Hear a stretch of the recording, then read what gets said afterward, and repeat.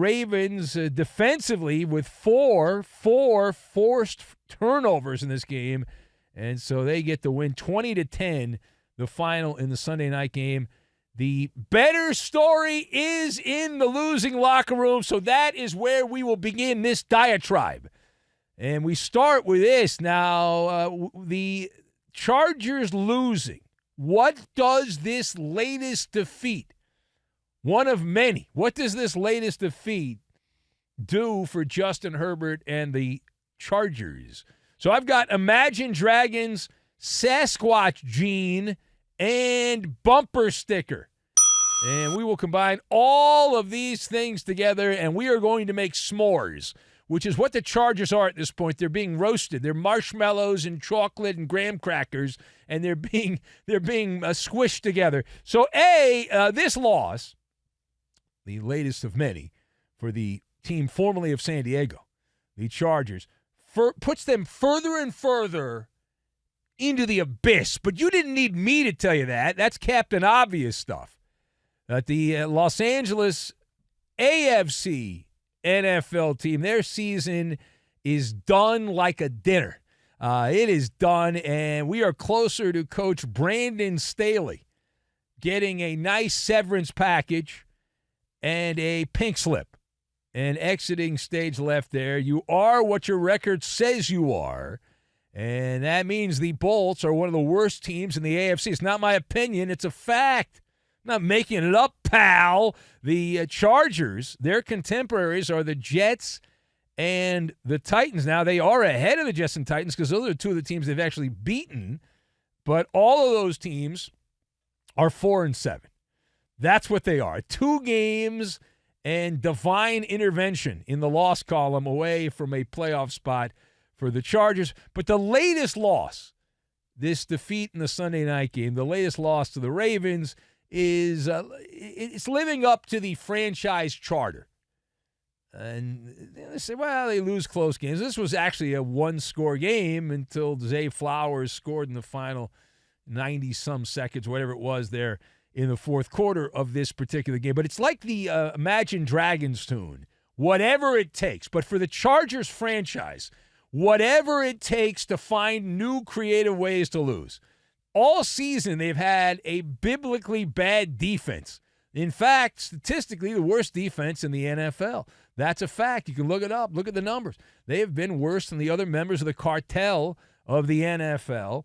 And the defense played relatively well in this game, but not well enough. Not well enough because whatever it takes to lose the game. Here's Brandon Staley, the head coach of the Chargers, who will be looking for work soon, but here he is pumping up the tires on the Chargers defense. Take a listen. We lost as a team tonight. In a game like that where it's low scoring, where it turns into a defensive game, you got to get one more stop, and that's what we needed to do at the end of the game, is just get one more stop, give Justin one more op, and we weren't able to do it. I thought our defense really competed tonight. I thought we were ready for the challenge, and I thought our guys really played at a high level for most of the game, but we didn't get it done as a team. We didn't go get the ball tonight, and that's what we needed to do on defense to win it, and offensively, we didn't take care enough of the ball to win it tonight. So he talks about defense and we lost as a team, but he seems a little more chipper because the defense didn't get torched. I got the tone I got was like, well, it's more annoying when they lose on offense. When they lose on defense rather than offense, I should say, because it's one of those things. He's a defensive guy, and LA's defense in this game was not horrible. The Ravens didn't score a bunch of points and all that stuff, but the Chargers coming into this game were number 1 in ball security in the NFL. Number 1 in ball security, and so they had to go out there and get creative, and they fumbled the ball away 3 times and had a Hail Mary interception for the 4 turnovers. Now, turning the page. Looking at the Baltimore side of things, how do you appraise Lamar Jackson and his performance for the Ravens in this game? So, well, he won the game. That's all that matters. He won the game. Well, I was looking forward to watching Lamar. Now, I knew coming in that his knee was a little messed up and all that. The Ravens downplaying it. Ravens PR apologists, friends of mine, say, he's fine. Okay. Well, if he's fine, I'm not impressed. Everyone said he's fine. I wasn't impressed. I expected more. And this was not his night to shine. Nothing to do a backflip over. And I realize he plays for the Ravens, but he might as well play for the Jags. He was a Jag, just a guy in this game. He was lacking the Sasquatch gene, Lamar Jackson, where he did not leave a footprint. I did not get this sense. I was there. I watched it. I didn't have to listen to Jason Garrett. It's one of the good reasons to go to the game. But there was nothing there where he left his mark, not the game breaker. And he finished with very average number. 177 passing yards ain't great. 39 yards on the ground. And Baltimore was terrible from soup to nuts at converting on third down. They were 4 of 13, 31%. And you get 4 turnovers. The Ravens get 4 turnovers, and they only got 3 points off those turnovers by the Chargers. A stinking field goal. That doesn't seem that great, but what do I know? I just do an overnight show, so maybe that's just wonderful. It's just absolutely great. The Chargers, I do know this, they had the worst defense in the NFL coming into the game on Sunday night, and everyone's having a career day. Lamar Jackson did not have a career game. He did not. Not in this game, and so that's where we are on that. Now, the last word here.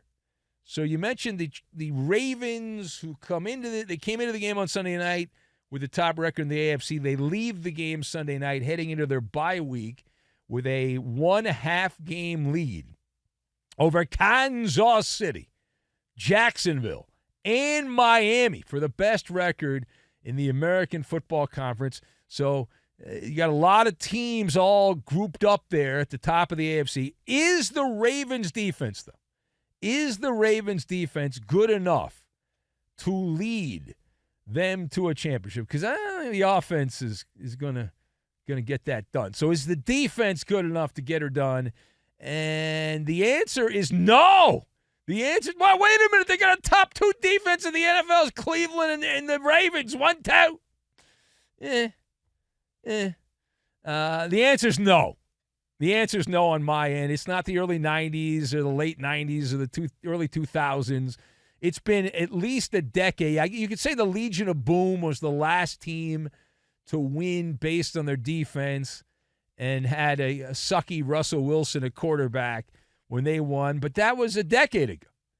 And I don't look at the Ravens as an all-time great defensive team. I don't. The defense wins championships is a faded bumper sticker slogan that old-timers like to talk about. It's like on the back of a VW van, and it's got a little bumper sticker, defense wins championships, slogan from a bygone era.